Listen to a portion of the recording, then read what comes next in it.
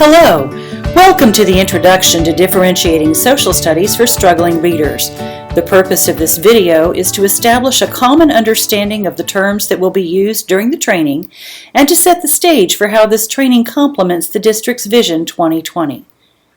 In a nutshell, Vision 2020 is personalized learning. Personalized learning empowers students with voice and choice in the learning process. It is a student-centered approach that is facilitated by the teacher and based on each learner's mastery of the standards. A personalized approach will take into account each learner's unique learning style, abilities, and interests. It is built upon the premise that learning happens anywhere, anytime, and in flexible learning spaces. Many confuse Vision 2020, personalized learning, with the technology initiative to have a one-to-one ratio of devices such as Chromebooks in Escambia County schools. These are two different but complementary initiatives. Certainly, personalized learning is greatly enhanced by the use of technology, but technology in and of itself is not Vision 2020 personalized learning. In this video, we will review 4 terms that will be used during our training. You have heard many of these terms before, but great confusion exists about what they really mean.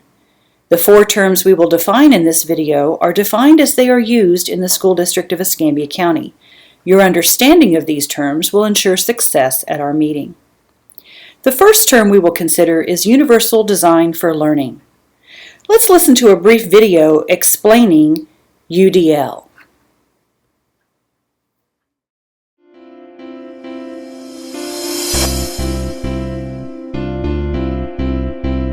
This teacher needs to meet a curriculum goal, and she's got a very diverse group of students.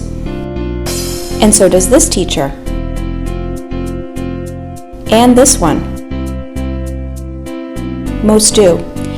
In fact, research shows that the way people learn is as unique as their fingerprints. What does this mean for teachers of today? Classrooms are highly diverse, and curriculum needs to be designed from the start to meet this diversity. Universal Design for Learning is an approach to curriculum that minimizes barriers and maximizes learning for all students. Whoa, that's a fancy term. Universal Design for Learning. Let's unpack it a bit. Let's think about the word universal. By universal, we mean curriculum that can be used and understood by everyone. Each learner in a classroom brings her own background, strengths, needs, and interests. Curriculum should provide genuine learning opportunities for each and every student.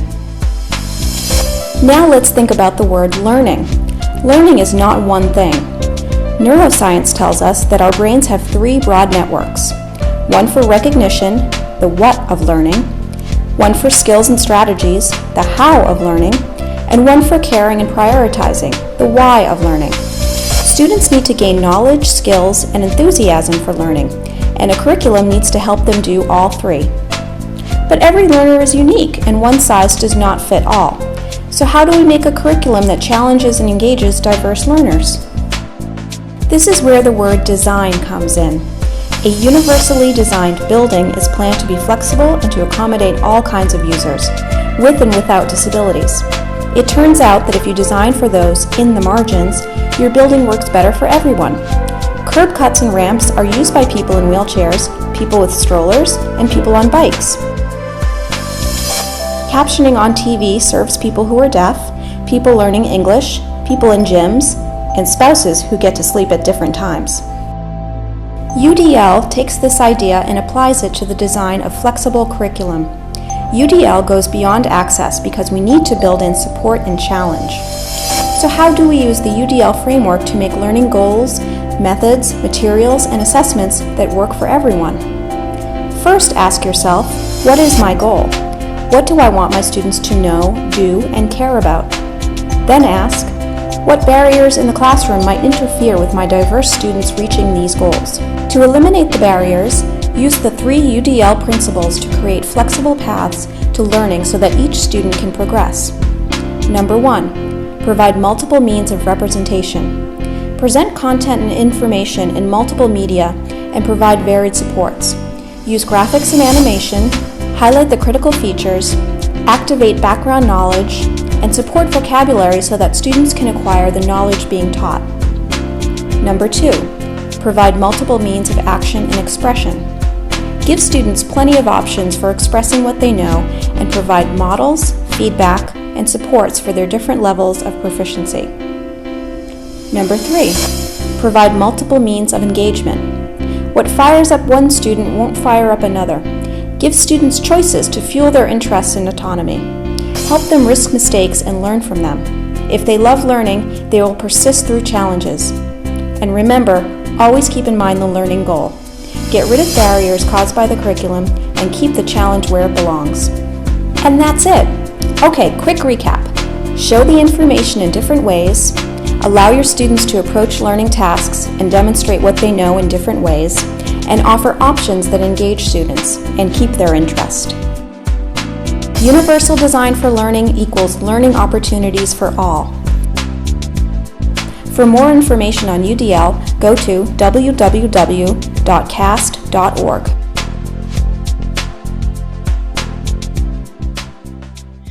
You can see that the concept of UDL fits with Vision 2020 and personalized learning. You can think of UDL as a really big framework that you use to pre-plan your courses or lessons. For example, you may know you have a child whose first language is not English. You know you're likely to have students who struggle with reading, and it's highly likely you will have students who are absent frequently. How will you approach planning your course in such a way that these students are set up to experience success? That is universal design. The kinds of planning and tools you put in place before you ever know who your students will actually be. Once you know your individual students and their learning needs, it becomes important to consider differentiating instruction. Many people confuse the terms differentiating and individualization. These are two different terms, but essential in creating a supportive learning environment.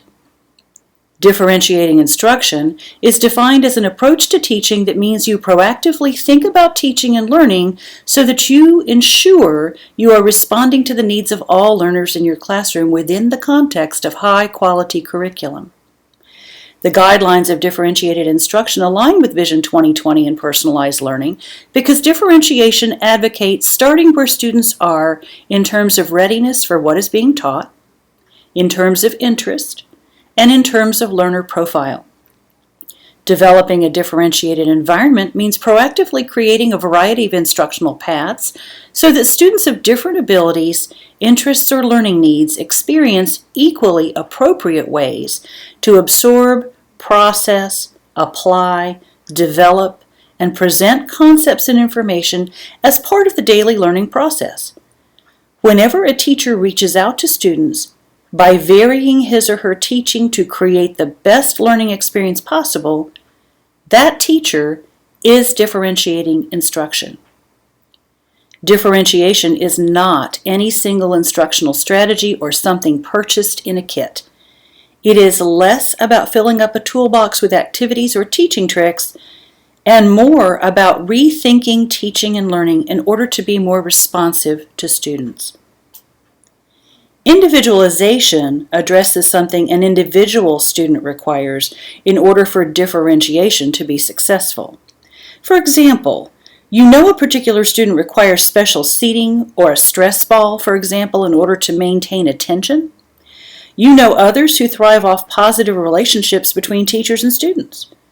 Interest inventories are great ways to find out what makes individual students tick. This chart will help to visualize the differences between differentiation, individualization, and personalization. You can download a copy of this chart at the link that was provided to you in the welcome email. The fourth term we will explore is layered curriculum. Throughout our day, we will embed examples of the layered curriculum frameworks expected within Escambia County social studies courses. Layered curriculum is a teaching method that builds on students' learning styles in ways that help students make meaningful connections via activities that meet their learning needs. Layered curriculum is a teaching method that builds on students' varied learning styles and multiple intelligences in ways that help students make meaning of academic content by relating it to the real world. One of the key elements of this instructional method is to match students with activities that best fit their learning needs, instead of focusing on one specific type of activity and assigning it to every student.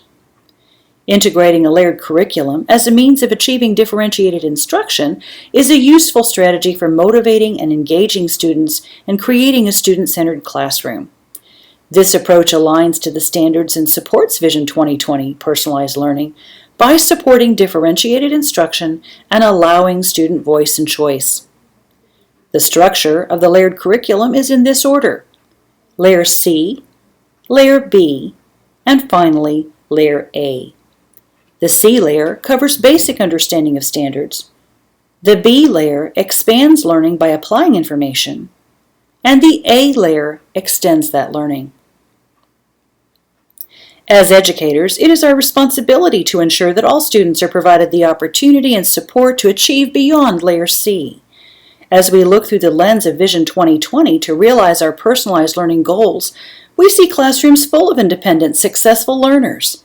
We look forward to seeing you soon.